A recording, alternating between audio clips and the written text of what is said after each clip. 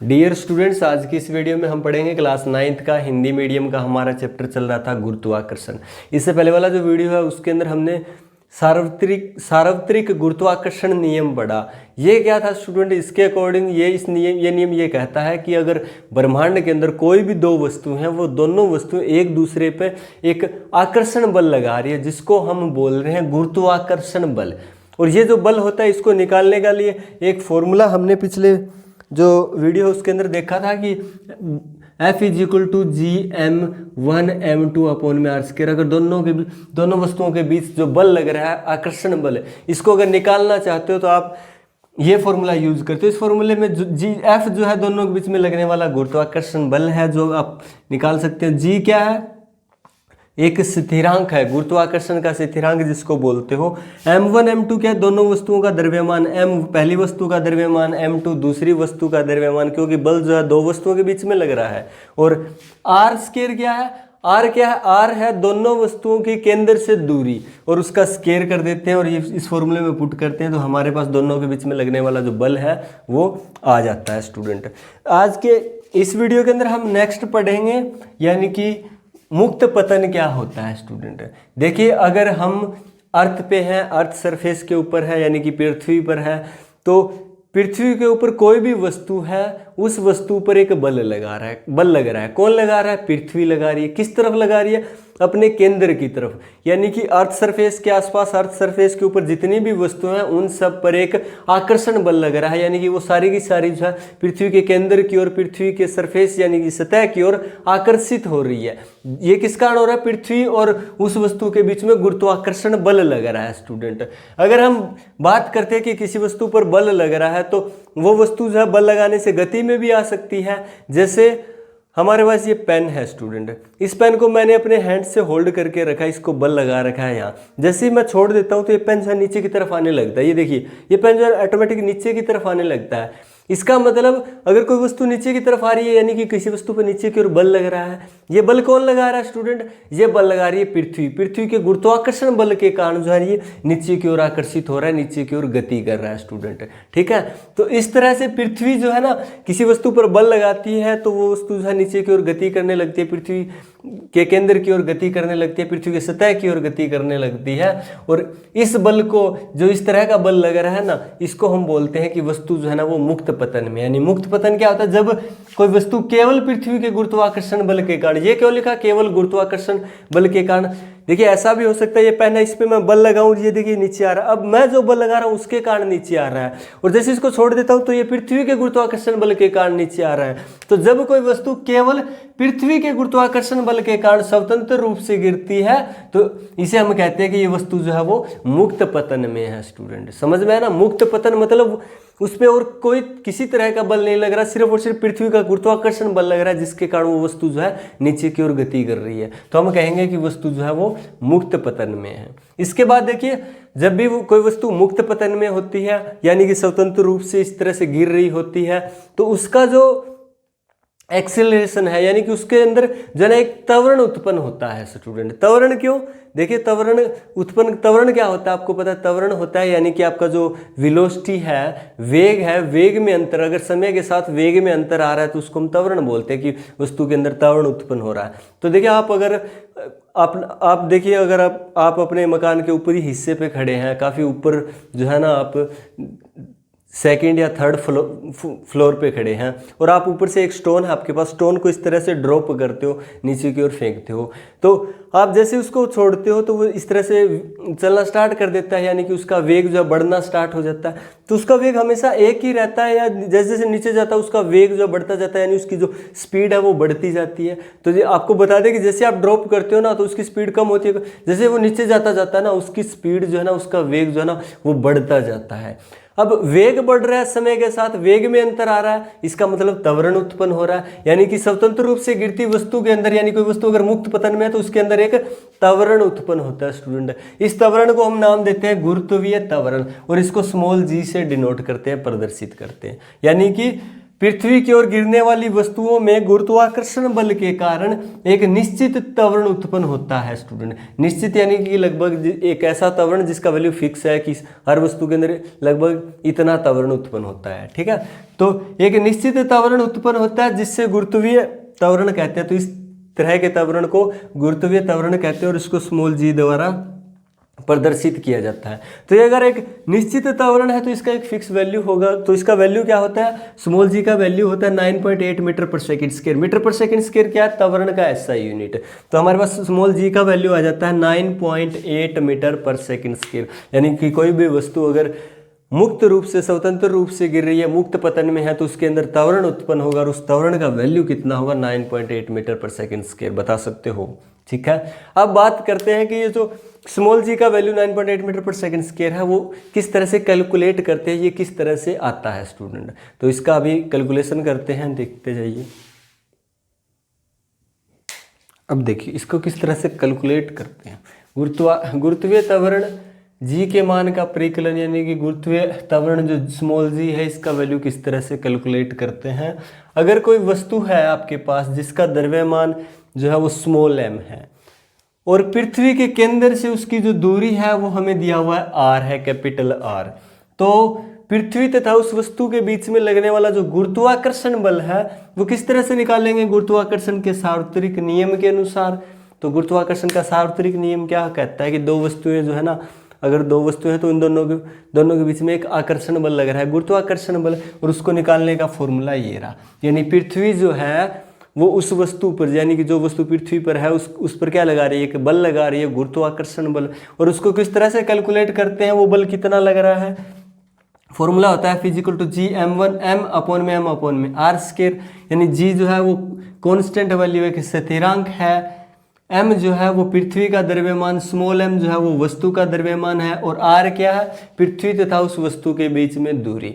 और यहाँ एक बात ध्यान दीजिए, हमेशा अगर बात करें ना कि पृथ्वी की बात करें कि पृथ्वी के सरफेस पे कोई वस्तु है, तो इन दो पृथ्वी के सरफेस पे कोई वस्तु है और दोनों के बीच की दूरी लेनी होती है। इस फॉर्मूले में हमें r क्या होता है, दोनों के बीच की केंद्र से दूरी।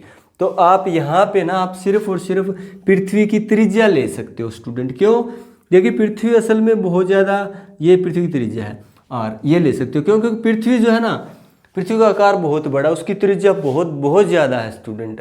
किसके कंपैरिजन में, अगर उसके ऊपर अर्थ सरफेस के आसपास, सतह के आसपास अगर कोई वस्तु है, उसके केंद्र से दूरी और पृथ्वी के अंदर से दूरी ये लेते हैं एक्चुअल में। लेकिन हम सिर्फ और सिर्फ पृथ्वी की त्रिज्या ले सकते हैं क्योंकि पृथ्वी की त्रिज्या जो है ना वो बहुत ज़्यादा है। उसके अगर उस पर कोई वस्तु है, पृथ्वी के सतह पे कोई वस्तु है, तो उसकी जो त्रिज्या है ना वस्तु की, तो वो बहुत, उसके कंपैरिजन में बहुत ज़्यादा कम मिलेगी। तो हम उसको क्या कर सकते हैं, नेगलेक्ट कर सकते हैं, कोई वैल्यू पे ज़्यादा फर्क नहीं पड़ता। इसलिए हम सिर्फ और सिर्फ पृथ्वी के, अगर सतह पे कोई वस्तु है, उन दोनों के बीच में गुरुत्वाकर्षण बल निकालना है तो जो r लेते हैं वो सिर्फ पृथ्वी की त्रिज्या का जो वैल्यू होता है वो ले सकते हैं। और दूसरा सूत्र होता है, यानी कि उस वस्तु पर पृथ्वी बल लगा रही है, लगा रही है, तो वो वस्तु जो है उसके अंदर त्वरण उत्पन्न हो रहा है। जैसे कोई वस्तु मुक्त पतन में है तो उसके अंदर त्वरण उत्पन्न हो रहा है ना। तो दूसरा फॉर्मूला होता है बल निकालने का, F = मास इंटू में एक्सीलरेशन, यानी कि द्रव्यमान गुणा त्वरण। उस वस्तु का द्रव्यमान कितना है और उसके अंदर कितना त्वरण उत्पन्न हो रहा है, तो हमें पता लग जाएगा कि पृथ्वी जो है उस पर कितना गुरुत्वाकर्षण बल लगा रही है। दोनों फॉर्मूले बल लगाने के हैं, बल निकालने के हैं, फोर्स निकालने का है। तो हम क्या कर सकते हैं, दोनों को इक्वल रख सकते हैं, यानी कि ये वैल्यू जो है इस वैल्यू के इक्वल रख सकते हैं। जैसे इक्वल रखेंगे तो देखिए स्मॉल m से स्मॉल m कैंसिल हो जाएगा। क्यों, क्योंकि ये भी वस्तु का द्रव्यमान, ये भी वस्तु का द्रव्यमान, कट गया। इसके बाद हमारे पास वैल्यू आया A = G m/r स्क्वायर। तो g क्या है, एक स्थिरांक जिसका वैल्यू 6.67 × 10⁻11 होता है। m क्या है, पृथ्वी का द्रव्यमान, इसका वैल्यू कितना होता है, 6 × 10⁻24 kg होता है, हमें पता है। तो m का द्रव्यमान लिख दिया। ये क्या है, पृथ्वी की त्रिज्या जिसका वैल्यू हमें पता है 6.4 × 10⁻6 मीटर होता है। तो इसका हमें क्या कर देना, फिर स्क्वायर कर देना स्टूडेंट, r का स्क्वायर है ना। इसके बाद क्या करना है, जैसे इस वैल्यू को आप कैलकुलेट करोगे तो आपके पास a का वैल्यू आ जाएगा 9.8 मीटर पर सेकंड स्क्वायर। तो ये जो वैल्यू है ना 9.8 मीटर पर सेकंड स्क्वायर, वो किसका वैल्यू आया, त्वरण का, ठीक है। यानी कि उस वस्तु के अंदर जो त्वरण उत्पन्न हो रहा है उसका, यानी कि पृथ्वी उस वस्तु पर बल लगा रही है और उस वस्तु में त्वरण उत्पन्न हो रहा है, और कितना हो रहा है 9.8 मीटर पर सेकंड स्क्वायर। तो ये जो त्वरण है वो कौन सा त्वरण है, गुरुत्वीय त्वरण, जो पृथ्वी के गुरुत्वाकर्षण बल के कारण उत्पन्न हो रहा है, इसलिए इसको नाम देते थे small G is equal to 9.8 metre per second square. ठीक है, तो हमारे पास वैल्यू आ गया स्मॉल जी का 9.8 मीटर पर सेकंड स्क्वायर। तो ये था स्टूडेंट आज का वीडियो। नेक्स्ट देखिए, इसके बाद देखिए आपको कुछ इंपॉर्टेंट बातें हैं स्मॉल जी के बारे में जो आपको याद रखनी है। यानी कि स्मॉल जी का वैल्यू गुरुत्वीय त्वरण जो एक तरह से स्थिर होता है, यानी कि जिसका value 9.8 metre per second square होता है। लेकिन ये वैल्यू जो होता है ना पृथ्वी की सतह पे कहीं कहीं कम या ज़्यादा हो सकता है, यानी थोड़ा सा इसके अंदर कभी चेंज हो सकता है। कैसे, देखिए आपने ये सुना होगा कि जो भार होता है किसी वस्तु का, भार जो है ना वो चेंज हो सकता है। द्रव्यमान जो है ना कभी वस्तु का बदलता नहीं है, लेकिन भार जो है ना वो चेंज हो सकता है। भार जीरो भी हो सकता है और कम ज़्यादा भी हो सकता है। यानी कि आपने ये सुना है कि आपका जो भार है वो यहाँ पे जो अगर भार आपका 60 kg है तो चंद्रमा पे आपका भार जो है ना आपका 10 kg होगा, यानी यहाँ का 1/6 होगा। ठीक है, ये किस वजह से होता है, गुरुत्वीय त्वरण जी की वैल्यू चेंज होने से। इसी तरह से पृथ्वी की सतह पे भी जी का वैल्यू थोड़ा बहुत कहीं चेंज हो सकता है। कहाँ चेंज हो सकता है, अगर आप पृथ्वी के ध्रुव पर हो, पृथ्वी का ध्रुव मतलब पृथ्वी इस तरह से अंडाकार है, ध्रुव का मतलब नॉर्थ पोल या साउथ पोल पे हो, इस तरह से पोल पे हो, तो उस केस के अंदर अगर आप वहाँ हो तो फॉर्मूला क्या लगेगा, अगर वहाँ खड़े हो तो आपके बीच में और पृथ्वी के बीच में गुरुत्वाकर्षण बल लग रहा है, जो इस फॉर्मूले से कैलकुलेट करेंगे। और अगर यहाँ हो तो इस केस में जो आपका आर है, देखिए त्रिज्या दो तरह की होगी। अगर पृथ्वी का आकार इस तरह से अंडाकार है तो ये वाली जो त्रिज्या है ना ये बड़ी होगी, ये वाली त्रिज्या छोटी, यानी कि R1 इसको नाम दे दिया, R2 इसको नाम दे दिया। तो R1 है ना वो ग्रेटर देन होगी R2 से। अगर आप यहाँ हो तो R का वैल्यू क्या होगा, कम, ये फॉर्मूला होता है। अगर R का वैल्यू कम होता है और R का वैल्यू कम होता है, इसका मतलब F का वैल्यू क्या होगा, इस केस में ज़्यादा होगा। यानी कि अगर आप ध्रुव पे हो तो R का वैल्यू कम, R का वैल्यू कम होने के कारण जो F का वैल्यू है वो ज़्यादा होगा, और F का वैल्यू ज़्यादा इसका मतलब G का वैल्यू भी वहाँ पे क्या होगा, ज़्यादा होगा स्टूडेंट। ठीक है, तो G का वैल्यू जो है ध्रुव पे ज़्यादा होता है। पृथ्वी के भूमध्य रेखा पर हो आप, अगर पृथ्वी की भूमध्य रेखा पर हो तो यहाँ R क्या होता है, मैक्सिमम, ज़्यादा से ज़्यादा R होता है। यानी कि R का वैल्यू ज़्यादा होता है, R का वैल्यू ज़्यादा तो जो F है वो क्या हो जाएगा, कम हो जाएगा। F कम हो जाएगा तो G का वैल्यू भी क्या होगा, कम। यानी भूमध्य रेखा पे G का वैल्यू जो है वो मिनिमम होता है, कम से कम होता है। इसके बाद बात करते हैं पृथ्वी के गुरुत्वाकर्षण या गुरुत्वीय बल के प्रभाव में वस्तुओं की गति। देखिए अगर कोई वस्तु गुरुत्वीय बल के प्रभाव में गति कर रही है तो उनके ऊपर हम क्या कर सकते हैं, गति के 3 समीकरण होते हैं, उनको अप्लाई कर सकते हैं। किस तरह से अप्लाई करेंगे, क्या क्या चेंजेस होने वाला है। पृथ्वी जो गति का समीकरण है वो पहला समीकरण ये होता है v = u + at। v क्या होता है, अंतिम वेग होता है, u क्या होता है, प्रारंभिक वेग, a क्या होता है, त्वरण होता है, t क्या होता है, समय। तो आप इसको, अगर ये पहला गति का समीकरण है वो आप लगाना चाहते हो कोई वस्तु पर जो गुरुत्वीय बल के कारण गति कर रही है, तो उसके अंदर क्या, किस तरह से लगाओगे इस इक्वेशन को। इस इक्वेशन के अंदर थोड़ा सा चेंज करना पड़ेगा। क्या, v की जगह आप v लिख दीजिए, u की जगह u, a की जगह आप g लिख देना, t की जगह t, a की जगह g हो जाएगा। क्यों हो जाएगा स्टूडेंट, क्योंकि आप जो यहाँ पे जो त्वरण लेते हो, जो उस वस्तु पे जितना बल लग रहा है यानी उसके अंदर जितना त्वरण उत्पन्न हो रहा है उतना वैल्यू ले रहे हो। लेकिन यहाँ जो पृथ्वी की कोई वस्तु जो है पृथ्वी के गुरुत्वाकर्षण बल के कारण गिर रही है तो उसके अंदर जो त्वरण उत्पन्न हो रहा है वो एक फिक्स त्वरण उत्पन्न हो रहा है। यानी कि उसके अंदर जो त्वरण उत्पन्न हो रहा है वो हो रहा है 9.8 मीटर पर सेकंड स्क्वायर का। यानी गुरुत्वीय त्वरण का मान जो है ना वो यहाँ पुट कर सकते हो। इसलिए आप ए की जगह आप यहाँ जी ले सकते हो, जिसका वैल्यू हमें पहले से पता होगा 9.8 metre per second square. Second equation S = ut + ½ at square, इसको किस तरह से अप्लाई करोगे, S की जगह आपको H कर देना है। क्यों, S यहाँ क्या होता है, S यहाँ पे होता है विस्थापन।